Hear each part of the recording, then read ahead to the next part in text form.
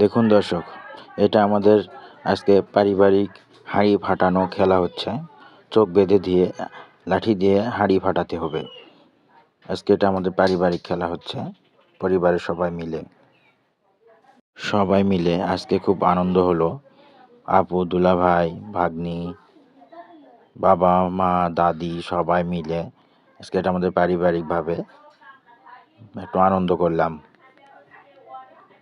এটা হয়তো আবার স্মৃতি হয়ে থাকবে। সবাই তো সারা জীবন বেঁচে থাকে না, অনেকে পাশেও কেউ থাকে না, হয়তো বা বড় ভাই বা আপু দূরে থাকে। অনেকদিন পর বাসায় আসলে এগুলো নিয়ে তখন আনন্দ একটা হয়, স্মৃতি হিসেবে পাশে থাকে, মনে থাকে আর কি।